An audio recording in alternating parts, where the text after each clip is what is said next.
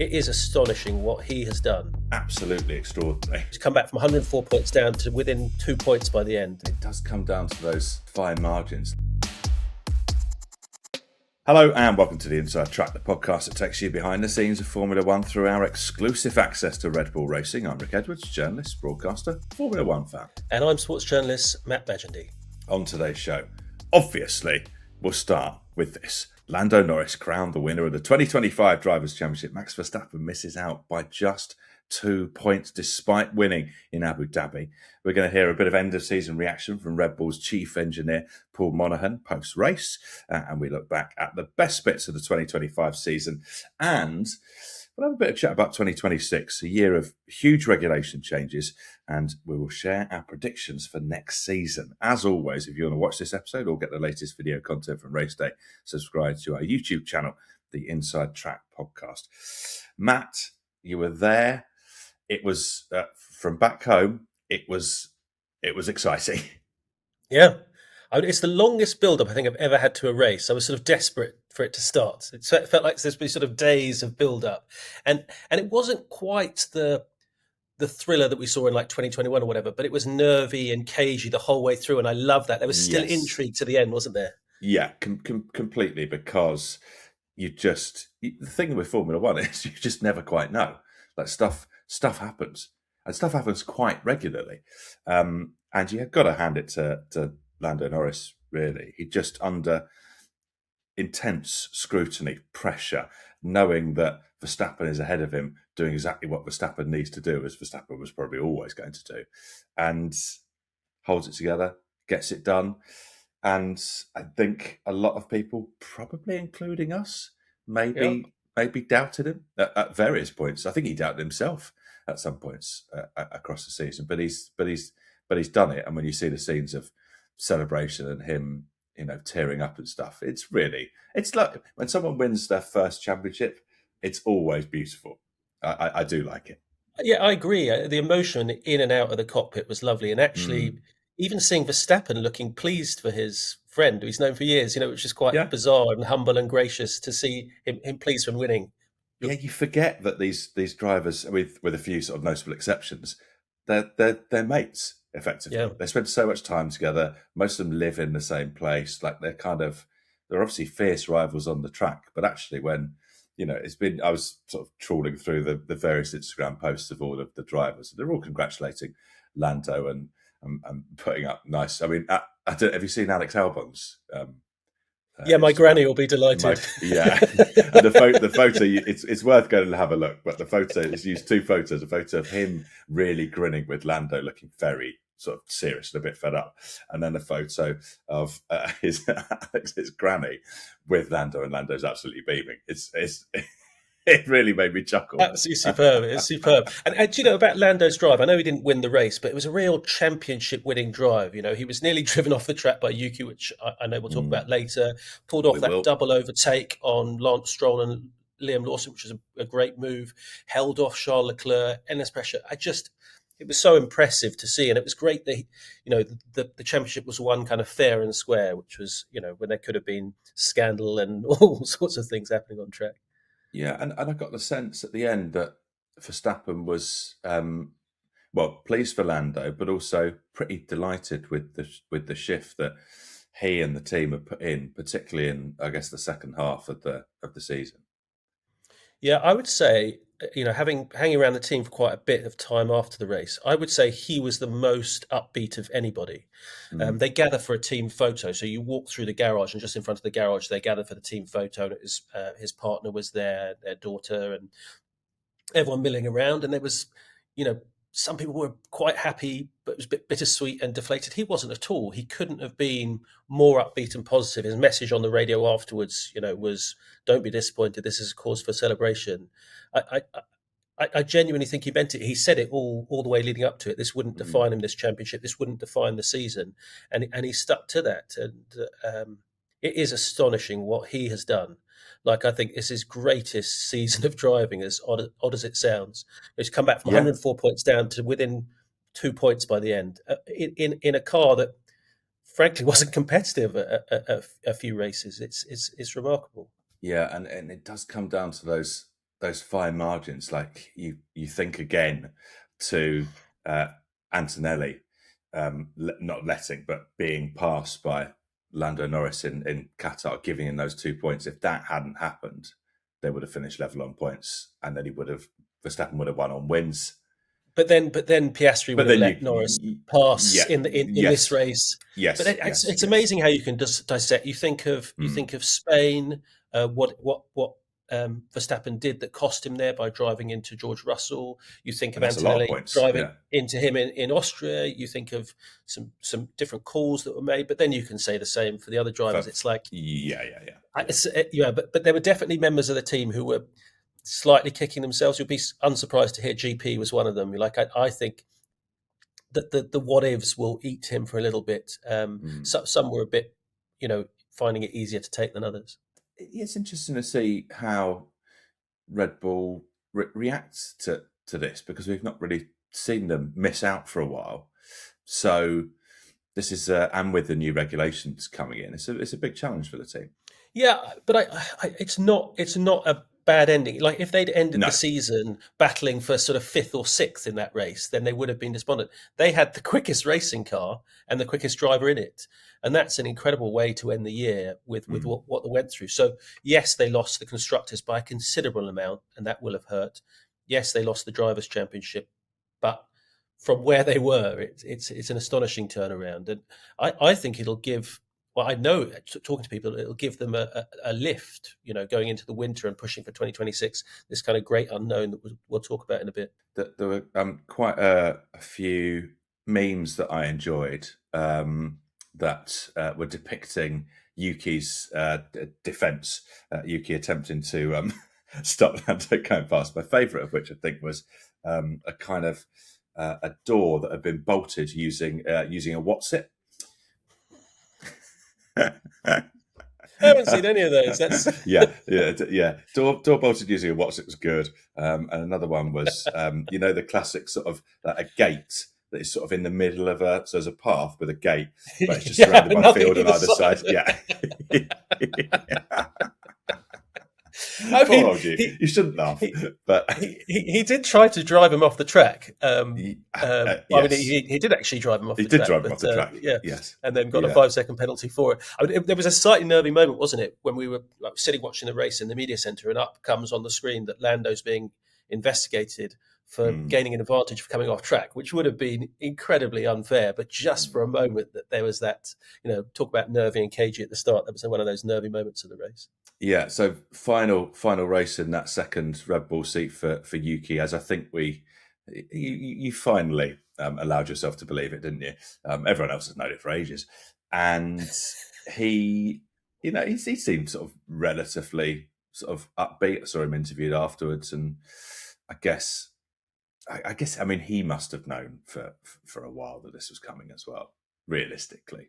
Yeah, I went and sought him out actually over the weekend and went to chat to me sitting on one of the tables by himself. And I thought, oh God, he looks sad. What will he need? Oh, it'll help if I come over, obviously. But anyway, just to say, I'm your number one fan. I started weeping, all that sort of stuff, the usual. Yeah, okay, good. Yeah. But actually, he was very good about, I think he was downbeat to a sense that he'd only just found out on the Sunday night after Qatar. They left the decision that late, and it was, I'm told, that close a call between him and Liam Lawson. So it's still quite raw. But he was saying how he probably won't fully feel it until the testing starts next season.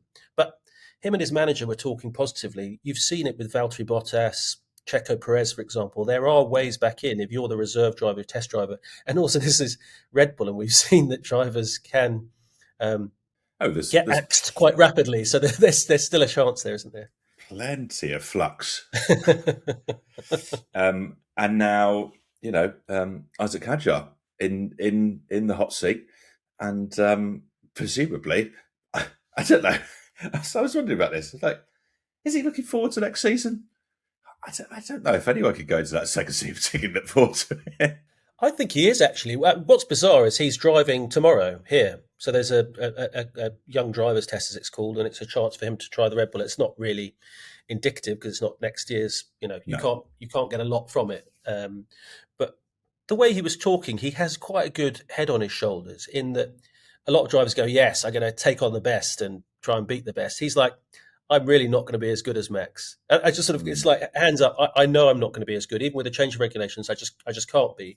But I'm going to learn from him. I'm going to push him. I'm going to, you know, do my utmost. And I think he's got the right mental approach, and I think the Yeah, team that's a around good him are attitude. approaching it the right way. Mm. Yeah. I feel like normally after someone's just won the championship, we do a bit more of a detailed look at the race itself. But the race was exciting because of the context and and the tension. But it was quite sort of not a great deal happened, is what I'm saying. Yeah, it was. I think it was fairly processional. You know, we had the Hmm. moment where Oscar gets past Lando, and then pretty much that kept station, didn't it? It was the sort Yeah, of 1, 2, 3 to the line, and it was only, you know, if you were just a neutral watching it, you didn't know what was at stake. You'd think, "Gosh, that was that's a bit dull." But because there was that sense of, you know, if a tire goes wrong, if there's some grading, if there's something, you know, whatever, if yeah. someone crashes, you know, there's so much there to play for. But actually, not not a thriller by any means in that sense of the wheel to wheel racing on the track. What do you think this does to Lando Norris as a driver going forward? Once you've kind of proved yourself um, to everyone, including yourself, actually, that you can do it. Um, does that allow you then to just kick on and have a kind of a confidence that wasn't there previously? Do you think? I find this fascinating. I've been thinking about this since he won because people react in different ways. You sometimes have these people who only win one world title. You know, you've pushed your whole life for this moment. You then achieve it, and to then try and repeat it is actually hard. It takes. Jackie Stewart, for example, talks about how he never was able to. He won 3 world titles, but he never able to defend one. It was just a very hard thing to do. Mm. But Verstappen is when he won his world title, he was just determined to get that much better. You see it with a Djokovic, a Federer, etc. How they're always striving to push themselves forward. I don't know Lando well enough. I don't know whether this will be the springboard for him to be this dominant figure to go and win multiple world championships or not. And also the other issue is he's got a teammate who's not yet peaking, who looks bloody quick as well, and Yeah, could beat him next season. yeah, and then obviously no one quite knows because we don't know what all the cars are going to be doing. No, that's the joy. There's absolutely no idea. No one has any idea what's going to happen. Even the greatest minds of Formula One have no idea what's going to happen next season. There's, as we know, a lot of change in terms of drivers at Red Bull, but there's also just a lot of change within the team. And when I sat down and had that chat with Zach Brown a couple of weeks ago, he was talking about how important to him and to the McLaren setup kind of consistency is. And he also had a bit of a dig as you'd expect, at Red Bull at some point, just by saying, yeah, I was getting loads of CVs from people who were working at Red Bull. First, you know, the suggestion being that people were actively out there looking for other teams to work for. But they are losing some key people, and they have lost some key people across this season and before. And I guess that it doesn't necessarily have to be a bad thing, but you never quite know, do you? Yeah, it happens in Formula One. I mean, we had Yes. Ben Hodgkinson on the other day, and he was talking about how he took 150 people with him from Mercedes to build Red Bull's engine. So this Mm. turnaround does happen, and actually, it's sort of Red Bull are victims of their own success. People are going to come Yes. after team members if they've had success, and there's no sort of step up for them to go. For example, David Mart and Michael Manning, two of the race engineers for Max Verstappen, there's sort of no obvious step up for them at Red Bull, so it makes sense for them to go elsewhere. But I was chatting to the team, at eight of the race team that were there yesterday and for the weekend were leaving the team, and sort of pretty integral people. I've talked about those race engineers. Matt Caller, number Yeah. one mechanic for Max, is going. Although he said it was funny because John Caller, his brother, his twin brother, is going to take over, and they don't think that Max will notice the difference, which I thought was quite a funny little moment. So you Yeah. wonder if he Matt's is noticed like, anything great to have you strange. back. Yeah. But yeah, some key, and there may be more people going after that. There's some chat that Helmut Marko might be leaving. He certainly alluded to it over the weekend that this might be his last season as well. So you know, Adrian Newey went before that, Christian Horner went, but GP and I were talking about it over the weekend, and he Will said, Courtney. Will Courtney's off. yeah, Will Courtney. And actually, there was a lovely sort of bit over the team radio where some nice messages towards Will, because he's been a big figure, very well liked, very impressive. Steve Knowles told me even that the head of sporting, that Will Courtney and his reputation was one of the main reasons that he joined the team. So that's a big loss. But yeah, GP was saying how they've been planning for sort of 3 to 5 years ahead, knowing this stuff is coming.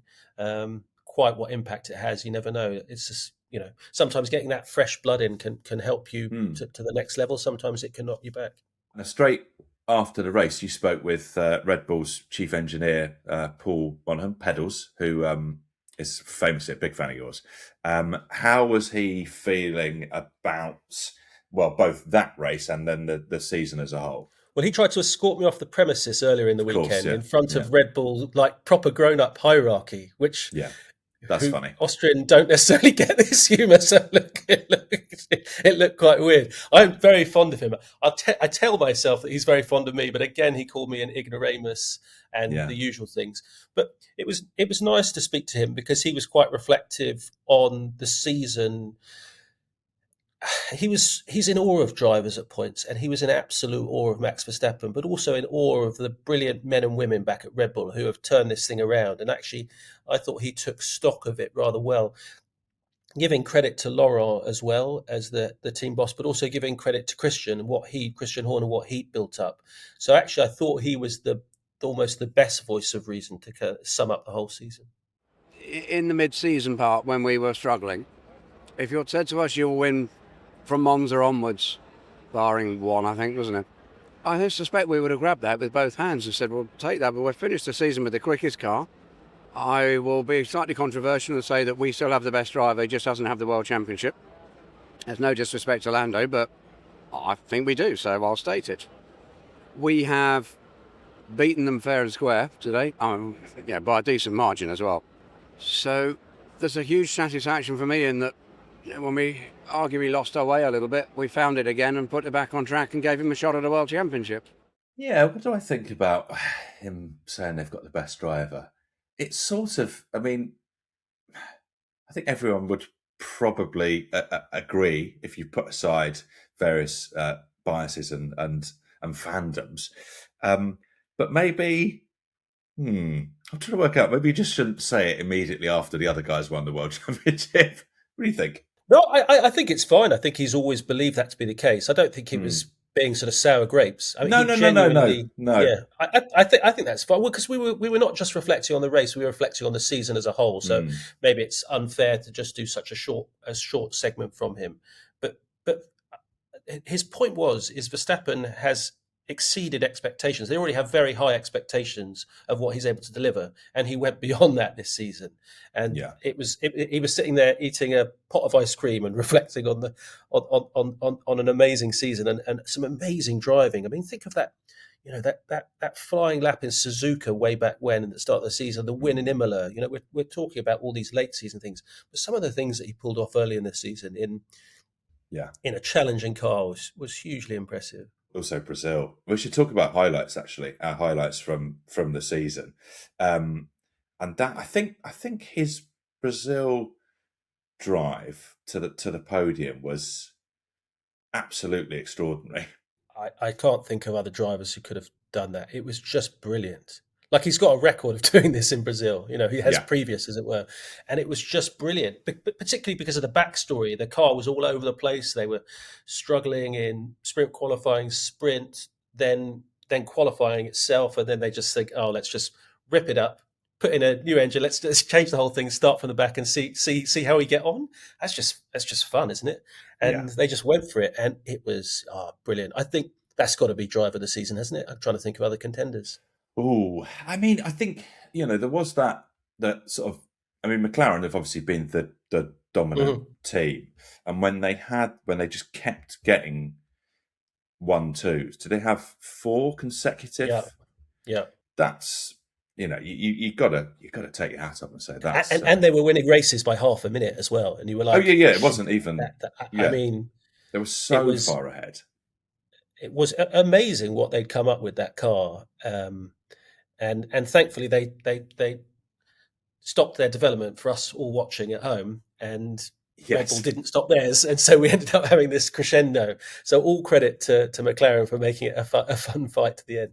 Yeah, I wonder if they were thinking that towards the end, though, after that double disqualification. Well, we had the double disqualification, which was Yeah. astonishing in Vegas, and then followed by in Qatar the strategy error Mm. where that proved costly as well. Like, I mean, they were cool customers for that final weekend because there must have been some nervous people, not just Lando, but Zach Brown and Andrea Stella, the two Yeah. team bosses, would have been pretty nervous. But they've steadfastly said their approach was the right one, and so it proved. You do sort of feel like, is there someone at Netflix from Drive to Survive having a little word and saying, well, look, from our point of view, a double disqualification and then a complete cock-up would be really handy. You can imagine the producer or director coming in to race control, having a little, lifting up the headphones, having a little whisper in the ear. If you could do this, saying, that'd be great. I think don't box here. Do not box here. And everyone going, I think everyone else is going to box. No. This is not going to help the conspiracy theorists who already believe this to be the case. Well, hopefully it's clear that we are joking. I would like to make some room to praise Nico Hulkenberg again for getting his podium, which was one of the most sort of joyful moments of the season, wasn't it? Yeah, lovely. I mean, everyone seems so happy for him after so many races to finally do it. It was a small thing from this weekend that sort of sums up Hulkenberg as a human being. There was a German journalist leaving after 700 million Grand Prix he's been, and a drinks reception was put on in one of the villas that's in the paddock. And Hulkenberg was the one driver, some team bosses came, but he was the one driver that came to say farewell and be there. And that was well after the day was over and he had loads of other commitments. And that, I thought, said quite a lot for him as a human being. He's incredibly well liked up and down the paddock. And so him getting that podium would probably be one of the more popular ones, I think. When you stop covering Formula One, who do you think's coming to your drinks reception? Some tumbleweed, possibly. I don't know. I'll pop my head in. Yuki. Yuki. It could just be you and Yuki sobbing in each other's arms. It's a beautiful image. There's a film in this somewhere. It's a creepy film, but there is a film. What else did I want to? I guess actually just. I mean, we have definitely mentioned it, but I think probably Williams' season has gone a little bit under the radar, because I think at the start of the season we just thought that Williams were going to be useless because they were spending so much time looking at 2026, and actually they've ended up finishing fifth. I mean, it's really good. I am genuinely surprised because they made it very clear they were turning off their attention for this season very, very earlier than anyone else, to focus on 2026. Qatar was a great example. They thought we were going to have an absolute shocker, but very impressive. Carlos Sainz, who I think we started this series talking about all the troubles and he was misfortune and everything. Like, it was just terrible, but he's had a flying sort of second half to the season. Really a big soft spot for Williams for me, going back to my youth, I think, where you think of some great drivers, sort of Nigel Mansell and stuff as a kid. And you can't help but have that affinity still with them and wishing them well. I'm really excited I hope they get the regulations right for 2026, Williams as a team, and they're competitive, because they got two brilliant drivers, two very likeable drivers as well. Yeah, it'd be a shame if they don't get it right, given how much time they've openly said they've spent on it. That's very true. It's also been a great season for young drivers. You look at what obviously Isaac Hajar, Kimi Antonelli. I think, as you'd expect with a young driver, it's been slightly up and down, but on the whole, you've seen a lot to say this guy is the real deal. Ollie Behrman as well, I think has exceeded expectations. I think all three of them have been brilliant. Yeah, it's interesting having. I think we had high expectations for Kimi Antonelli at the start of the season, perhaps above all of them, and yes. He disappointed after a good start in Australia. He's sort of disappointed, but then he suddenly just found his feet and his confidence came. And at points he's looked better than George Russell, and as we've talked about, George Russell's been one of the drivers of the season. So I've been very impressed by Antonelli. I like Isaac Hajar's approach. He doesn't lack for confidence. He's got a good character to him and produced some great drives, that podium in Zandvoort, for example. And then Ollie Behrman, I really didn't think him to do as well as No. that. There was a lovely moment, I don't know if you heard, I think it was one of the earlier practice sessions, where he comes down the radio, sounds like an excitable kid. He goes, "Guys, how have you made this car so good?" And I just thought that was sort of really nice. He just seems a good character as well. And it's exciting, isn't it? We have these eras of Formula One, and with three young drivers like that, it feels like, the sport's going to be in rich hands in future years with drivers of that caliber. I'm so excited already. I mean, having loved this season, I'm so excited about next season because I think you've got just a glut of really, really good drivers. And then with the regulation change, who knows? I mean, we're going to do some predictions later on. It's really, really difficult. It's almost impossible. It's pretty much just sort of stab in the dark. Just go on, which it always is. Yeah, but you often have an inkling. But ask any engineer, any brain at a team, and no one has a clue what's going to happen.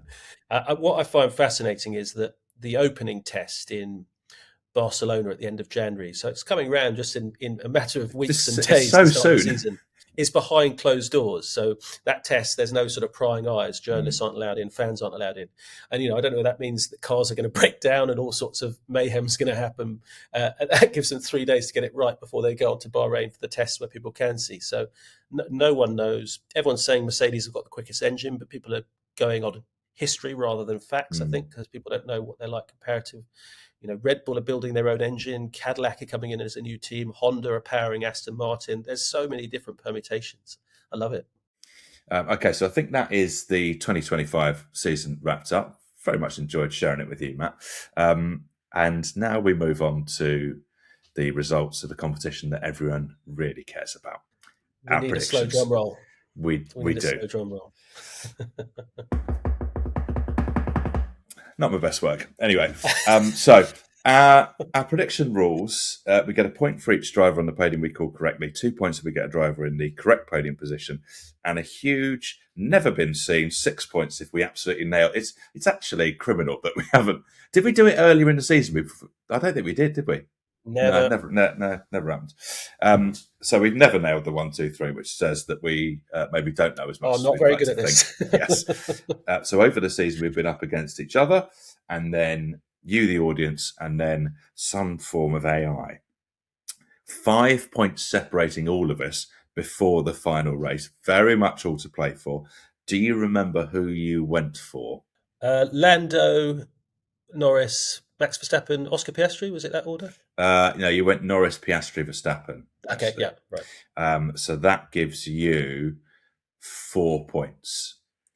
Piastri in second to 2, and then one for the others. And I went for Verstappen, Piastri, and then of course I went for the romance. I went Verstappen, Piastri, Russell. Never really thought it was going to happen. And producer John has marked that down as 3 points. Now, Verstappen first gives me 2 points. Piastri second gives me 2 points. So it really is as simple as 2 plus 2. And John has arrived at 3. I feel like I've been up against it. I really do. It's wanted to win, didn't it? I don't think so. That is quite literally, that is the most basic maths. It's joke maths, 2 plus 2. And somehow he's shown some strong mathematics in this latter part of the season, but this one the best one, I think. Yeah. I was not happy when I looked at that. Well, it's good that you spotted it and you're able to correct it. So. Yeah, it doesn't actually, unfortunately, it doesn't really make a difference. But the AI bots, it went for Norris, Verstappen, Piastri, and that means, John probably thinks it means he gets 17 points or something. He gets 3, and then audience prediction was from Valentin NL on YouTube, who went Verstappen, Piastri, Antonelli, which is also actually the same prediction as Syoko74 on YouTube and Superfan Naomi on Instagram. So quite a popular 1, 2, 3 amongst our audience. And that gave the audience also 4 points. So the final leaderboard. Absolutely thrilled to say that the AI came dead last on 44. That's great. It really is. The Yeah. audience on the podium, congratulations, 46 points. And then in a valiant, second. Of Really course, it's valiant. really up against it. People's favourites. You know, 48 points, and then our winner of our Grand predictions is you on 50. Excellent. So you win by 2, and that is a lead that you have maintained. I think Yeah, I ate into myself, it a little bit, but yeah. Yeah, I told myself I wouldn't cry, but that's quite emotional. I just want to thank my mum and dad, etc. I know. Well, congratulations. You've been I think you're a worthy victor. Imagine though, if it would have been funny if I'd been pipped, having led the whole season, and you'd hit a 6-pointer in the last race. It would have been fantastic, yeah. but it wasn't to be.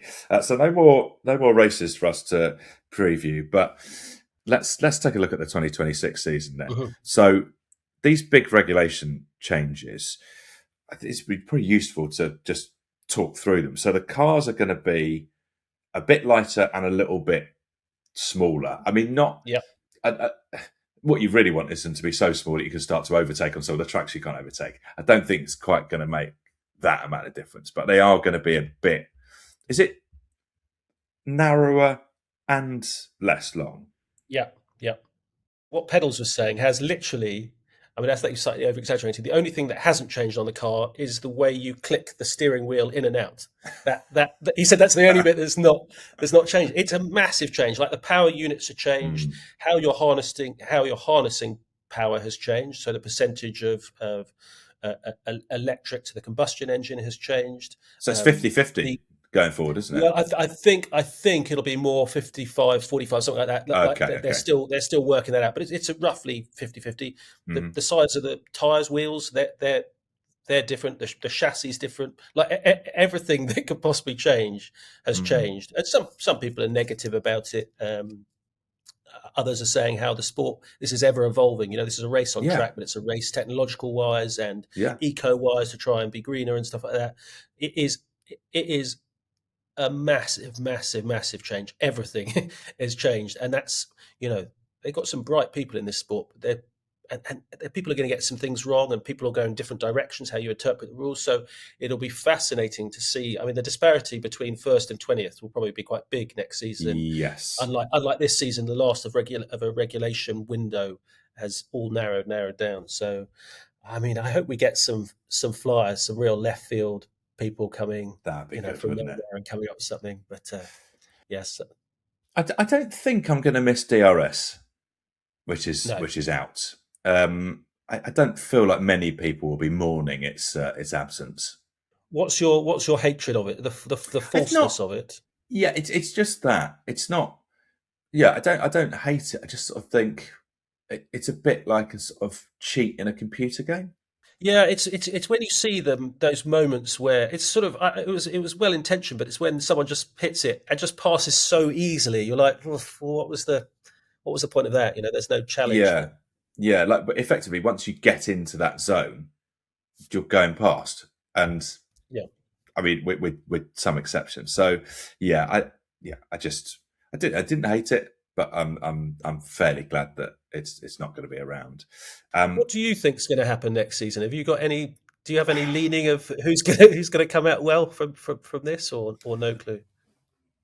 The only thing I've got is, and as you said, this is not really based on anything, but pretty much all season, the whispers have been that Mercedes will be good, and if that's the case, then you've got to think that George Russell is going to be in with a shout, because George Russell has been, again, maybe not talked about as much, but he's been brilliant this season. He's been really, really good.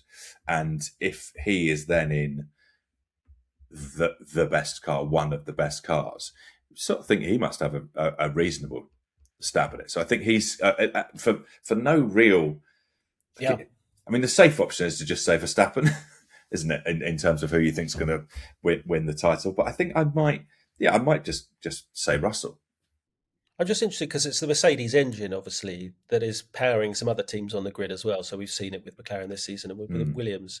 So there's that aspect as well. You would think those Mercedes powered teams will be in the mix as well, but we don't know how Ferrari are doing it, and we actually don't know what this Red Bull engine will be like. It could be, got some clever people there. It could be they have a flyer too. I was thinking You'd about think not. this. So like your I sensibilities would say first season they shouldn't be, but making your own power unit, I think, is sort of, it's about the hardest thing you can do, isn't it? And we've seen so many examples of them not being great, not from Red Bull, but I just think it would be so exceptional if they managed to create from scratch a power unit and then it be at the front of the grid from the word go. It just sort of seems, but if anyone could do it, it probably is Red Bull. Well, and also even if they start on the back foot, being Red Bull, they can do their Yes. catch up or whatever. I mean, they Yeah. I think someone said the power unit has 20,000 components in it, and they've started from scratch with that. I mean, they started from scratch in that they had to build a factory in a field first. They really have gone. That's from about nothing, scratch so, as it gets. Yeah, it is. Yeah. So okay, let's do some actual predictions then. This is what I'm after. Constructors, drivers, a kind of a dark horse, and then similar, but just like and we don't really get these very often, but maybe a surprise race winner, someone that comes out of nowhere, similar to the dark horse. So I'll grant you that. So what have you got for constructors? I mean, it's probably the safe, boring choice, but Mercedes. But again, with no great conviction. What about you? Are you? I think I'm going Mercedes as well. Just because I'm susceptible to rumor, basically, and I don't have anything else to go on. And I think I know your driver. Then, from what you were saying before, I think I'm going to go George Russell, which maybe feels like very bold to not go with either of the two McLaren drivers who've been amazing, or Max Verstappen, who's been amazing for years. But George has been, I think, getting better and better. He feels like someone who is going to be a Formula One world champion at some point, to me. And this, I think this could be the season, and it would be, it'd just be great. It'd be great to have someone new again. Maybe I'll go with Oscar Piastri just because another year wiser. Like he turned things around. Like after some struggles, he looked better just towards the end of the season. We saw his old self come back. So maybe him, and he's got a good head on his shoulders, and he'll get better and learn from this season.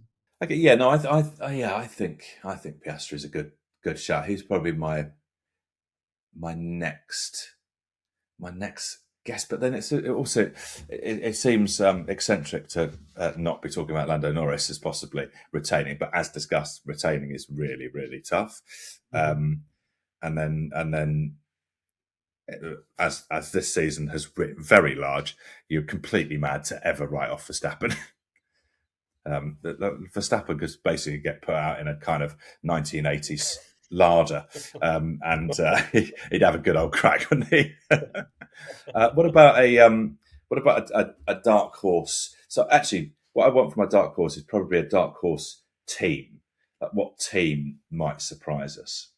I slightly struggle with having set this as a prediction. I slightly struggle with this because I don't know if any of them could quite qualify as dark horses, but I do think it'd be interesting to see how Aston Martin do with Newey. What you got for me? I don't know. I don't know. I'm curious to see. It might not necessarily happen next season, but how Audi will do in their first year coming from Kick Sauber. Jonathan Wheatley's a very astute boss, and they're snapping up some very, very good people. It might again be a transition year, but that's a big manufacturer behind you in Audi. So quite interested to see that. Whether that happens next season might be too soon, but it'd be fascinating. And surprise race winner. I'm purely going on the person that I want to see win, not necessarily a person I think will win, but Alex Albon for me.